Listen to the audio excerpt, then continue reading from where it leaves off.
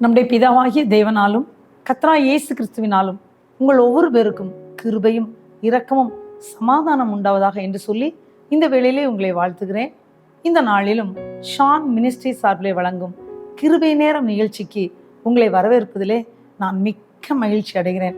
நாம் கொஞ்ச நேரம் தேவனுடைய வார்த்தைகளை தியானிக்க இருக்கிறோம். தேவனுடைய வார்த்தைகளை தியானிக்கும் முன்பதாக நாம் ஆண்டவரை நோக்கி பார்த்து ஜெபிக்கலாமா?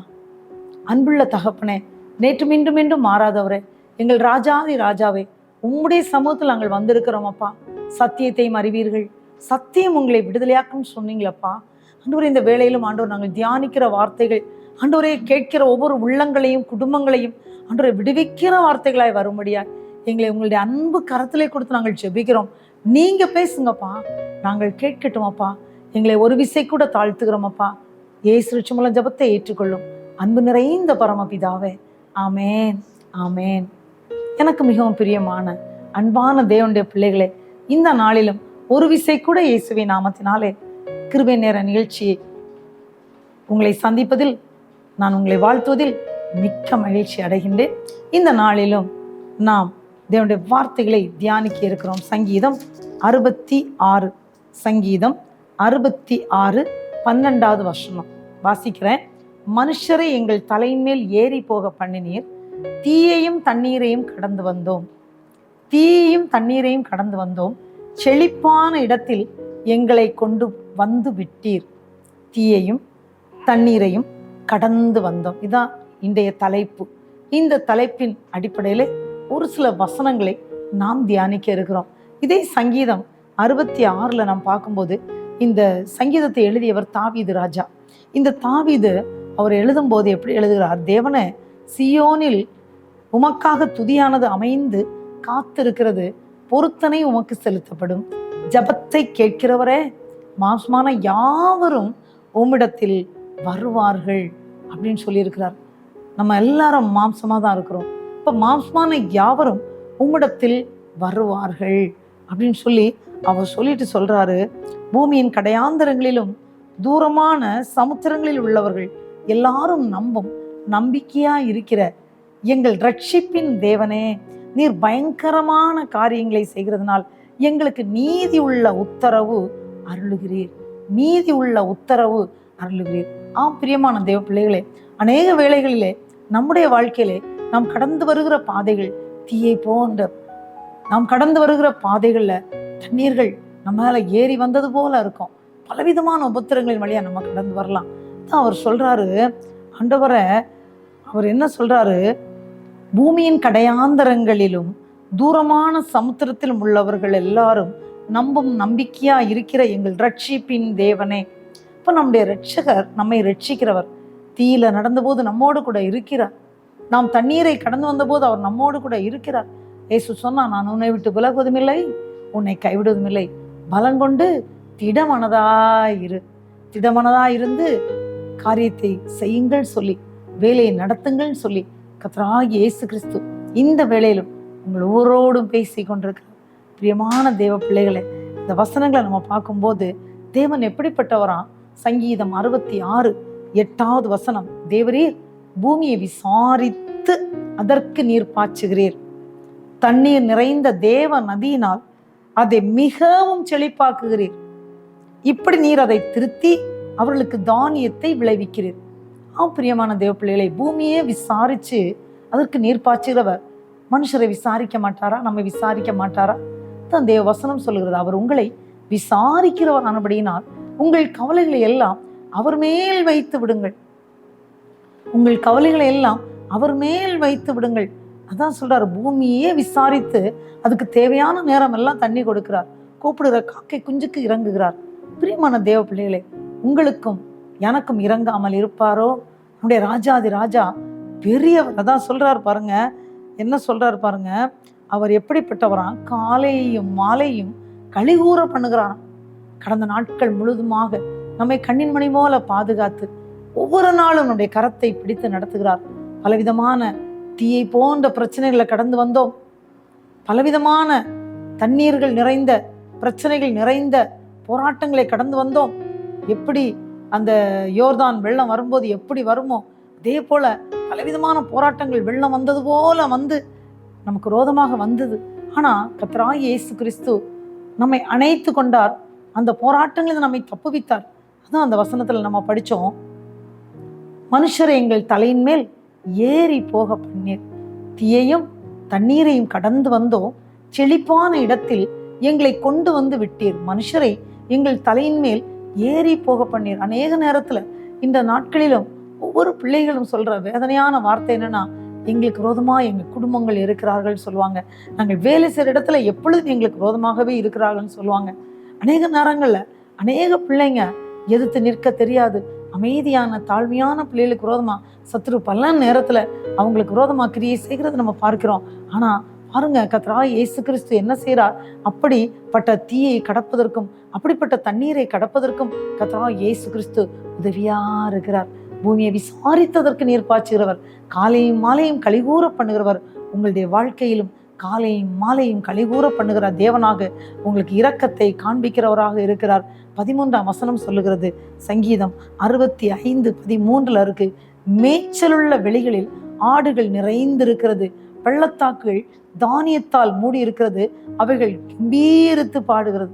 அது மட்டும் இல்ல, சங்கீதம் 65:12 வனாந்திரத்து தாவரங்களிலும் பொழிகிறது, மேடுகள் சுற்றிலும் பூரிப்பா இருக்கிறது. ஏன்னா வருஷத்தை அதன் நன்மையால் முடிசூட்டுகிறவர் கர்த்தராகிய இயேசு கிறிஸ்துன்னு சொல்லி சங்கீதம் 65:11 வசனத்துல நம்ம பார்க்கிறோம். அதான் சொல்றாரு, உம்முடைய பாதைகள் உமது பாதைகள் நெய்யாய் பொழிகிறது, வனாந்திர தாவரங்களிலும் பொழிகிறது. பிரியமான தேவ பிள்ளைகளே, நம் கர்த்தராகிய இயேசு கிறிஸ்துவை நீ ஏற்றுக்கொள்ளும் போது, அவருடைய பிள்ளைகளாக இருக்கும்போது, ஒருவேளை நம்முடைய வாழ்க்கையில வனாந்த தாவரங்களா இருக்கலாம், ஒருவேளை மேடுகளா இருக்கலாம். அந்த மேடுல தண்ணி வராது இல்லையா, அந்த மேட்டுல இருக்கிற செடி கொடிகள் சரியா வளர முடியாதபடி இருக்கலாம். ஆனா கர்த்தராகிய இயேசு கிறிஸ்து வருஷத்தை நன்மையினால் முடிசூட்டுகிறவர், அவர் காலையும் மாலையும் கலிகூற பண்ணுகிறவர். ஒருவேளை உங்கள் வாழ்க்கையில இந்த நாளிலும் என்னுடைய வாழ்க்கையில கலிகூறுதலே இல்லை, என்னுடைய வாழ்க்கையில என்றைக்கும் தீயை போன்ற சம்பவங்கள்ல தான் நான் இருக்கிறேன், என்றைக்குமே எனக்கு வாழ்க்கையில தண்ணீர் போன்ற பிரச்சனைகள் வந்து என்னை கஷ்டப்படுத்தி கொண்டே இருக்குன்னு சொல்லி நீங்க துக்கத்தோடு இந்த டிவி பக்கத்துல உட்கார்ந்து கண்ணீரோடு இயேசுவே இந்த நாளிலாகிலும் எனக்கு இறங்க மாட்டீரான்னு சொல்லி வேதனையோடு இருக்கிறீங்களா? ஆண்டவர் சொல்றாரு, காலையும் மாலையும் கலிகூற பண்ணுகிறவர் உன் தேவனாய் கர்த்தர் நடுவில் மிகவும் பெரியவன் சொல்றாரு. ஒருவேளை இந்த பிரச்சனை இந்த நாள்ல உங்களுக்கு பெரிதாக இருக்கலாம், ஆனா கர்த்தராகிய இயேசு கிறிஸ்து இவைகள் எல்லாவற்றிற்கும் அப்பாற்பட்டவர், அவர் பெரியவர். அந்த பெரியவருக்கு முன்பதாக இந்த சிறிய பிரச்சனைகள் அவருக்கு இது லேசான காரியம். பிரியமான தேவ பிள்ளைகளே, எல்லாவற்றுக்கும் மேலானவர் நம்முடைய கர்த்தராகிய இயேசு கிறிஸ்து. உங்கள் வேதனைகள், உங்களுடைய துன்பம், உங்களுடைய கண்ணீரை அவர் துடைக்கிறவராக இருக்கிறார். பிரியமான தேவ பிள்ளைகளே, வேத புஸ்தகத்திலே நாம் தியானிக்கும் போது தானியேல் புஸ்தகத்துல நான் படிச்சு பார்க்கும்போது அருமையான ஒரு சம்பவத்தை நம்ம அங்க பார்க்கிறோம். தானியேல் 3ஆம் அதிகாரத்துல எப்படி தீ நின்று தப்புவிக்கப்பட்டார்கள் தேவதாஸ்தர்கள் சொல்லி நாம் அடிக்கடியா தியானிக்கிற ஒரு வார்த்தை தான். ஆனா இந்த வேளையிலும் எப்படி தீயை அவர்கள் கடந்தார்கள், அதுதான் நம்ம இன்னைக்கு தியானிக்க போறோம். பிரியமான தேவ பிள்ளைகளே, ஏன்னா தீயையும் தண்ணீரையும் கடந்து வந்தோம் என்ற தலைப்புல தான் இந்த நாள்ல நம்ம தியானித்து கொண்டிருக்கிறோம். பிரியமான தேவ பிள்ளைகளே, நம்ம பார்க்கும்போது இந்த 3வது அதிகாரம், தானியேல் 3வது அதிகாரத்துல பாத்தீங்கன்னா, ராஜாவாகிய நேபுகாத் நேச்சார் 60 முழ உயரத்துல 6 முழ அகலத்துல ஒரு பொற்சிலையை அவர் பண்ணிவித்து அதை பாபிலோன்ல உள்ள சமபூமியில் நிறுத்துகிறார். அது மட்டும் இல்ல, அவர் எல்லா தேசாதிபதிகள் அதிகாரிகளை அழைத்து, எல்லா தலைவர்கள், நியாயாதிபதிகள், பொக்கிஷக்காரர், நீதி சாஸ்திரிகள், விசாரிப்புக்காரர் எல்லாரையும் கூப்பிட்டு சொல்றாரு, இந்த ராஜா ஒரு நிறுத்தின சிலையை பிரதிஷ்டைக்கு வந்து சேரும்படி அழைத்து அனுப்புகிறார். எல்லாரும் வருகிறார்கள். இப்போ சொல்றாரு அந்த கட்டியக்காரன் உரத்த சத்தமாய் சொல்றாரு, இந்த நாகசுரம் ஊதப்படும் போது எக்காலம், நாகசுரம், கிண்ணறம், வீணை, சுரமண்டலம், தம்புரு முதலான சகலவித வாத்தியங்கள் சத்தத்தை கேட்கும்போது நீங்கள் தாழ விழுந்து ராஜாவாகிய நேபுகாத் நேச்சார் நிறுத்தின பொற்சிலையை பணிந்து கொள்ள வேண்டும். அப்படி யாராவது நீங்க பணிந்து கொள்ளாமற் போனால் அந்த நேரத்திலே எரிகிற அக்கினி சூளையில நீங்க போடப்படுவீர்கள் அப்படின்னு சொன்னாங்க. அதே போல எல்லாரும் வந்துட்டாங்க, சகல ஜனங்களும் வந்துட்டாங்க. இப்ப எக்காலம், நாகசுரம், கிண்ணறம், வீணை எல்லாம் ஊதுற சத்தத்தை கேட்ட உடனே எல்லாரும் ராஜாவாகிய நேபுகாத் நேச்சார் நிறுத்தின பொற்சிலையை தாழ விழுந்து பணிந்து கொள்கிறார்கள். அந்த நேரத்துல கல்தேயரில் சிலர் வந்து ராஜ சமூகத்துல சொல்றாங்க, யூதர் பேரில் குற்றம் சுமத்துறாங்க. அவங்க சொல்றாங்க, ராஜா, யாராவது இந்த சிலையை வணங்காவிட்டால் அவன் எரிகிற அக்கினி சூளையில் போடப்படுவான்னு சொன்னீங்களே, இங்க பாருங்க, நீங்க நம்முடைய நம்மளுடைய நம்ம கிட்ட இருக்கிறாங்களே நேபுகாத் நேச்சார், அவர் சொன்னார் 3 பேர். அந்த 3 பேர் யாரு? Shadrach, Meshach, Abednego. இவங்களை நீங்க பாபிலோன் மாகாணத்துல காரியங்களை விசாரிக்கும்படி வைத்திருக்கீங்களே. இந்த 3 பேரும் யூதரான மனுஷராக இருக்கிறாங்க. இவர்கள் யூதர்கள். ஆகவே இவர்கள் இந்த பொற்சிலையை, நீங்கள் நிறுத்தின பொற்சிலையை அவர்கள் விழுந்து வணங்கவில்லை, அதற்கு ஆராதனை செய்யவில்லை, அதை பணிந்து கொள்ளவும் இல்லைன்னு சொன்னாங்க. உடனே பாருங்க, ராஜா ரொம்ப கோவப்பட்டாரு. என்ன, நான் நிறுத்தின சிலைய இந்த 3 பேரும் பணிந்து வணங்கவில்லையா? உடனே அவர்களை கொண்டு வாருங்கள் சொல்றாங்க. அப்படி இந்த 3 பேரையும் கொண்டு வர்றாங்க. கொண்டு வந்த போது அவர் கேட்கிறாரு, உண்மையாகவே நான் நிறுத்தின சிலைய நீங்கள் வணங்காமல் இருந்தது மெய்தானா? நீங்கள் வணங்கவில்லையா அப்படின்னு கேட்கிறாரு. அவர் சொல்றாரு, இப்போ நான் மறுபடியும் ஒரு தடவை கூட அவர் சொல்றாரு, இப்போ அந்த சுரமண்டலம், அந்த நாதசுரம், அந்த தம்புரு எல்லாம் வாசிக்க சொல்றேன். இப்போ அந்த சத்தத்தை கேட்கும்போது நீங்கள் விழுந்து நான் வைத்த அந்த சிலையை நீங்கள் பணிந்து கொள்ள வேண்டும். அதுக்கு ஆயத்தமா இருந்தீங்கன்னா நல்லது, இல்லைன்னா உங்களை எரிகிற அக்கினி சூளையில நான் இப்ப போட்டுருவேன், என்னுடைய கைக்கு உங்களை தப்புவிக்க முடியாது அப்படின்னு சொல்றாரு. உடனே அந்த சாத்ராக், மேஷாக், ஆபேத் நேகோ இந்த 3 பேரும் பாபிலோன் மாகாணத்திலே அவங்க காரியங்களை விசாரிக்கும்படிக்கு ஏற்படுத்தப்பட்டவர்கள். இப்ப அவங்க தைரியமா சொன்னாங்க, பெரிய போஸ்ட்ல இருக்கிறாங்க, ஒருவேளை இவர் பணிந்து கொள்ளாவிட்டால் இவர்களுக்கு இந்த ஜாப் போகிறதுக்கு வாய்ப்பு இருக்கு.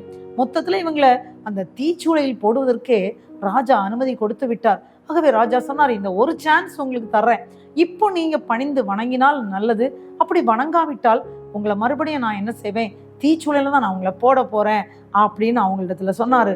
அதற்கு அந்த 3 பேரும் அழகான ஒரு பதில் சொன்னாங்க. பிரியமான தேவ பிள்ளைகளே, இதை தானியேல் 3வது அதிகாரம் 17ஆம் வசனம், நாங்கள் ஆராதிக்கிற எங்கள் தேவன் எங்களை தப்புவிக்கிறதற்கு வல்லவராய் இருக்கிறார், அவர் எரிகிற அக்கினி சூளைக்கும் ராஜாவாகிய உம்முடைய கைக்கும் நீங்களாக்கி விடுவிப்பார் அப்படின்னு சொல்றாங்க. பிரியமான தேவ பிள்ளைகளை, எவ்வளவு தைரியம் பாருங்க. அவருடைய அதிகாரம், பெரிய போஸ்ட்ல, அதே மாகாணத்துல அவங்க நல்ல ஒரு போஸ்ட்ல அமர்த்தப்பட்டிருக்கிறாங்க. ஆனா அதே நேரத்துல அவர்களுக்கு ஒரு தைரியம். அவங்க சொல்றாங்க, நாங்கள் ஆராதிக்கிற எங்கள் தேவன். முதல்ல என்ன தெரியுமா சொன்னாங்க? 16வது வசனத்தை படிக்கலாம்.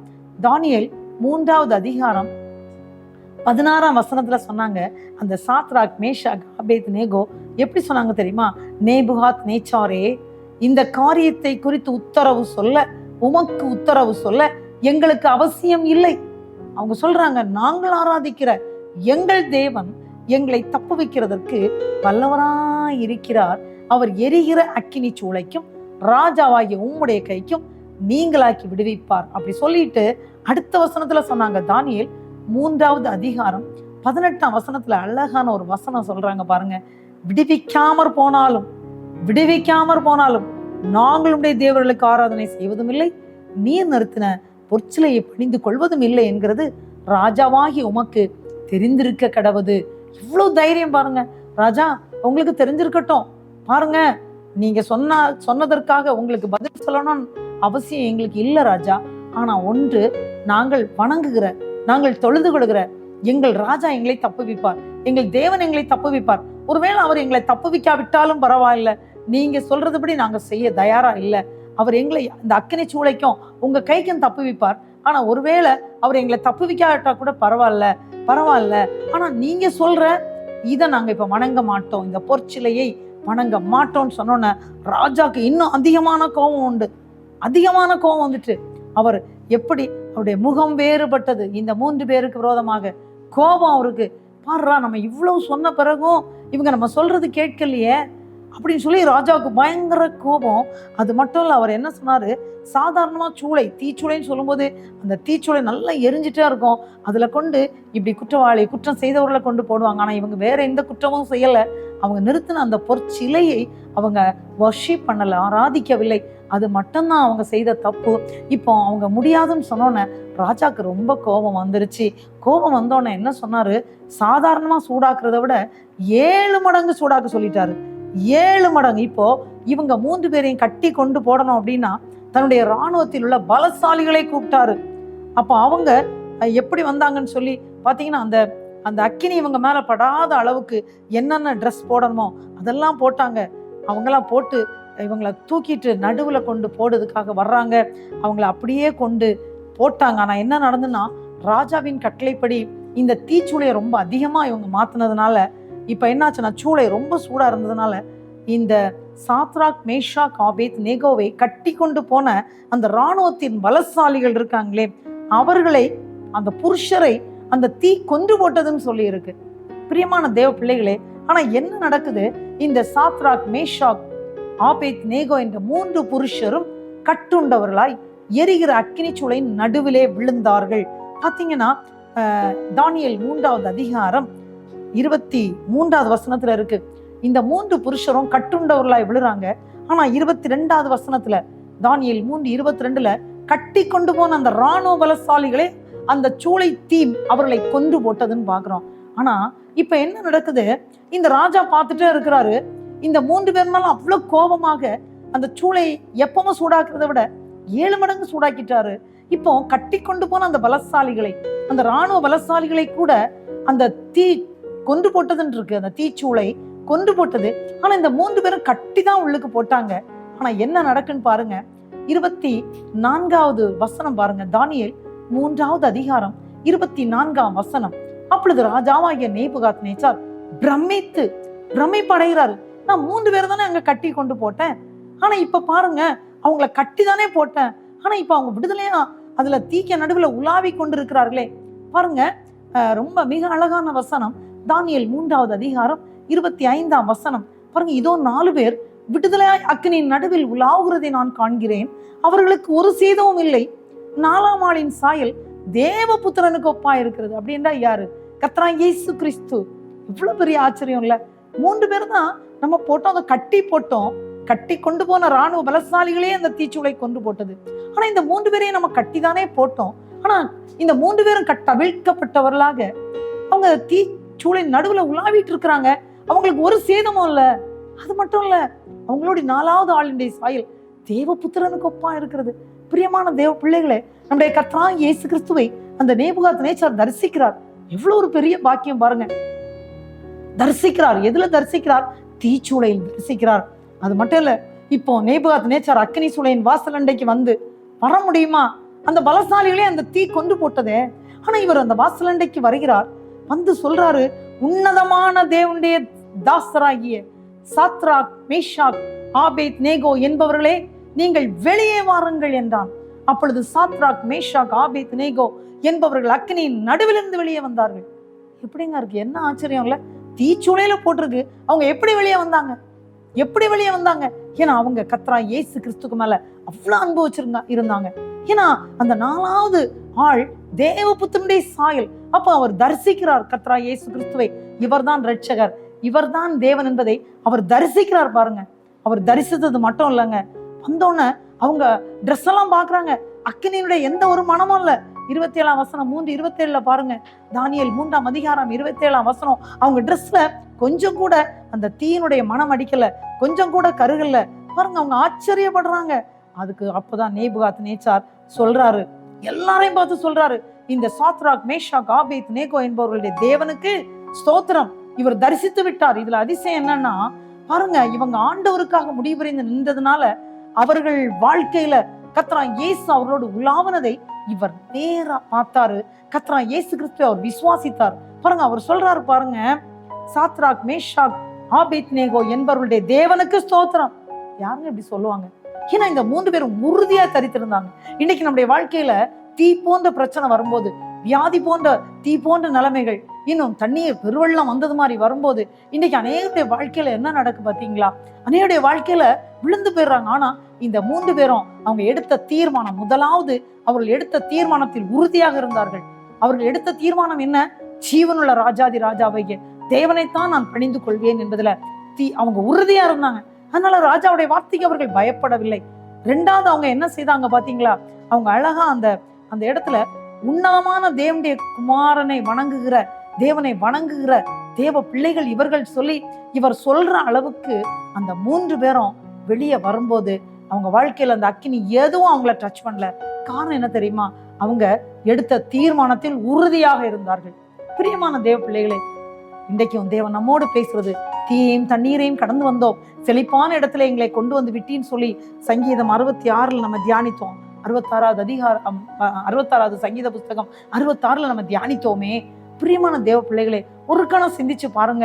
அப்ப நம்ம போராட்டங்கள், பிரச்சனைகள் வரும்போது கர்த்தராகிய இயேசு கிறிஸ்துவை நாம் பற்றி கொள்ளும் போது, அவருக்காக நாம் நம்முடைய தீர்மானத்தில் உறுதியாக இருந்தது போல அவர்கள் நாம் தீர்மானத்துல உறுதியா இருக்கும்போது நம் மூலம் இயேசுவை மற்றவர்கள் காண முடியும். 2வது, அவர்கள் உறுதியாக இருந்தார்கள். தீர்மானம் முதல்ல எடுத்திருந்தாங்க, அந்த தீர்மானத்தை விட்டு மாறவில்லை. ராஜாட்ட சொன்னாங்க, இயேசு எங்களை விடுவிக்காட்டும் பரவாயில்லை, நாங்க இன்றைக்கு இதை ஆராதிக்க மாட்டோம்னு சொன்னாங்க. இப்ப பாருங்க என்ன நடந்துச்சு. அந்த ராஜாவே கர்த்தராகிய இயேசு கிறிஸ்துவை விசுவாசிக்கிறார், தேவ புத்திரனை அவர் பார்க்கிறார். அது மட்டும் இல்லை, இவர் சொல்றாரு, அவங்க தேவனை தவிர வேற யாரையும் இவங்க வணங்க மாட்டேன்னு சொன்னதுனால தேவன் தம்முடைய தூதனை அனுப்பி தம்முடைய தாசரை விடுவித்தார் சொல்றாரு. அப்ப பாருங்க, 2 காரியம் தான் இவங்க செய்தாங்க. 1, தீர்மானம் எடுத்தாங்க. 2வது, தீர்மானத்தை உறுதியாவே இருந்தாங்க. அதை இப்ப ராஜா பார்க்கிறார். ராஜா கர்த்தரை இவருடைய வாழ்க்கையில தரிசிக்கிறார். பிரியமான தேவ பிள்ளைகளே, நாமும் அப்படி உறுதியாக நிற்கிறோமா? நீங்கள் உங்களுடைய பிரச்சனைகள்ல, துன்பங்கள்ல கர்த்தராகிய இயேசுவை மட்டும்தானா பற்றி இருக்கிறீங்க? அவர் ஒரு ரெசல்யூஷன், ஒரு தீர்மானம் பாஸ் பண்ணாரு. பாருங்க, தானியேல் 3வது அதிகாரம் 29ஆம் வசனத்துல அவர் என்ன சொன்னார் தெரியுமா? இவர்கள் வணங்குகிற தேவனை தவிர வேற யாரும் எந்த ஒரு தேவனை வணங்கக்கூடாத ஒரு சட்டத்தை அவர் கொண்டு வந்தார். பாருங்க, அவர் என்ன சொன்னார் தெரியுமா? எந்த பாஷைக்காரனும், எந்த ஜாதிக்காரனும், யாரா இருந்தாலும் சரி, இந்த சாத்ராக், மேஷாக், ஆபேத் நேகோ வணங்குகிற அந்த ராஜாவை வணங்க வேண்டும் என்று அந்த ராஜா கட்டளை போடுகிறான். அப்படி வணங்காவிட்டால் உங்கள் வீடு எருக்களமாக்கப்படும் சொல்லி ஒரு தீர்மானம் போட்டுட்டு சொல்றாரு, இவ்விதமாய் ரட்சிக்கிற தேவன் இவர்களுடைய தேவனை தவிர வேறொரு தேவன் இல்லை அப்படின்னு சொல்லி அந்த தேவனை அவர் துதிக்கிறாரு, ஸ்தோத்திரம் சொல்றாரு. பாருங்க, 28ஆம் வசனத்துல தேவனை துதிக்கிறார். முதலாவது அவர் தேவனை துதிக்கிறார். 2வது, இவர்கள் இந்த தேவனை பற்றி கொண்டது நிமித்தம் இந்த தேவன் அவளை தமக்கு தூதர்களை அனுப்பி அவளை விடுவித்தார் சொல்றாரு. 3வது, இவர் ஒரு சட்டத்தை கொண்டு வருகிறார், ஒரு தீர்மானத்தை பாஸ் பண்ணி, எந்த மனுஷனானாவது இவர்கள் வணங்குகிற அந்த தேவனை வணங்காவிட்டால் இவருடைய வீடு எருக்களமாக்கப்படும் சொல்லி ஒரு சட்டத்தையும் அவர் கொண்டு வருகிறார். பிரியமான தேவ பிள்ளைகளே, கர்த்தரை அவர் தரிசித்து விட்டார். இன்றைக்கு நம்முடைய வாழ்க்கையில எத்தனை விதமான போராட்டங்கள், தீயையும் தண்ணீரையும் கடந்து வந்தோம், அப்படி சொல்ல முடியுமா? ஆனா கர்த்தராகிய இயேசு எங்களை செழிப்பான இடத்துல கொண்டு வந்து விட்டார் சொல்ல முடியுமா? சங்கீதம் 66:12 நம்ம அதை பார்க்கிறோம். இப்பொழுது ஆண்டவர் நோக்கி பார்த்து ஜெபிக்கலாமா? ஆண்டவர் நம்மை செழிப்பான இடத்துல கொண்டு வந்து விட்டிருக்கிறார். எத்தனையோ போராட்டங்கள், பிரச்சனைகள் இருக்கலாம். ஆனா சாத்ராக், மேஷாக், ஆபேத் நேகோ போல கர்த்தரை மட்டும் பற்றி கொள்ளுங்க, விட்டுறாதீங்க. ஜெபிக்கலாமா? தகப்பனை, உம்மை துதிக்கிறோம். அன்பான உடைய பிள்ளைகள் இந்த வேளையிலும் உடைய சமூகத்துல வந்திருக்கிறாங்கப்பா. தீயையும் தண்ணீரையும் கடந்து வந்தோம், செழிப்பான இடத்துல எங்களை கொண்டு வந்து விட்டீர் என்று சங்கீதக்காரனாகிய தாவீது சங்கீதம் 66 சொன்னது போல ஆண்டவரே, உம்முடைய பிள்ளைகளும் நாங்களும் சொல்லத்தக்கதாக இந்த நாளில் எங்களோடு நீங்க பேசுனீங்கப்பா. நாங்க நல்ல ஒரு தீர்மானத்தை எடுக்க, தீர்மானத்தில் உறுதியா இருக்க உதவி செய்ய ஆண்டவரே. அந்த ராஜா அழகாக சாட்சி சொன்னாரப்பா. அவர்கள் தீர்மானத்துல உறுதியா இருந்தது நிமித்தம், தங்களுடைய தேவனையே அவர்கள் ஆராதித்தது நிமித்தம் தூதனை அனுப்பி தேவன் அவர்களை பாதுகாத்தார். ஆகவே அவர்கள் தேவனுக்கு ஸ்தோத்திரம் என்று சொல்லி அந்த ராஜாவே மனமார்ந்தது போல இன்றைக்கும் தேசத்து ஜனங்கள் ஆண்டவரே உம்மை ஏற்றுக்கொண்ட உம்முடைய பிள்ளைகளாக ஜீவிக்க, வாழ்க்கையில் இருக்கிற கண்ணீர் கவலைகள் மாறத்தக்கதாக இந்த நாளிலும் ஒவ்வொரு பேருக்கும் இரக்கத்தை பாராட்டும்படியாக இதில் ஆண்டவரை யார் யார் இந்த வார்த்தையை கேட்டுக்கொண்டிருக்கிறார்களோ அவர்கள் குடும்பங்களில் வேதனைகளை மாற்றும்படியாய், தீயை அணைக்கும்படியாய், அவருடைய வாழ்க்கையில் அவர்கள் உறுதியாக இருக்கிறதை கண்டு அவருடைய குடும்பத்தாருமை கண்டுகொள்ளும்படியாய், தேசத்தார் உண்மை கண்டுமை ஆராதிக்கும்படியார் தேவன் அந்த பிள்ளைகளை பயன்படுத்தும்படியார் இயேசுடைய அன்பு கரத்திலே கொடுத்து நாங்கள் செபிக்கிறோம். தீயையும் தண்ணீரையும் கடந்து வந்தோம், செழிப்பான இடத்துல எங்களை கொண்டு வந்து விட்டீர் என்று ஒவ்வொரு பேரும் சாட்சி சொல்லும்படியார், ஒவ்வொரு பேரையும் ஆசீர்வதிக்கும்படியார் தாழ்த்தி உங்களுடைய அன்பு கரத்திலே கொடுத்து நாங்கள் ஜெபிக்கிறோம். இயேசுவே, நீர் மட்டும் மையப்பட்டா போதுமாண்டவரே. இதனால் வருகின்ற கன மகிமை துதி எல்லாம் அப்பா இயேசு ஒருவருக்கே செலுத்துகிறோம். இயேசு லட்சம் ஜெபத்தை ஏற்றுக்கொள்ளும் அன்பு நிறைந்த பரமபிதாவே. ஆமேன், ஆமேன். என் ஆத்துமாவே கர்த்தரை ஸ்தோத்திரி, என் முழுள்ளமே அவருடைய பரிசுத்த நாமத்தை ஸ்தோத்திரி. என் ஆத்துமாவே கர்த்தரை ஸ்தோத்திரி, கர்த்தர் செய்த சகல உபகாரங்களை மறவாதே. ஆமேன், ஆமேன்.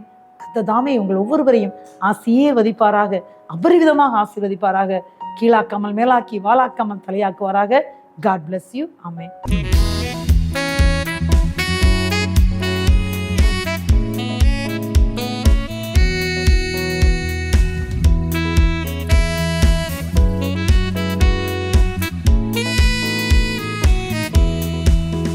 என்னை நேசிக்கின்றாயா? என்னை நேசிக்கின்றாயா?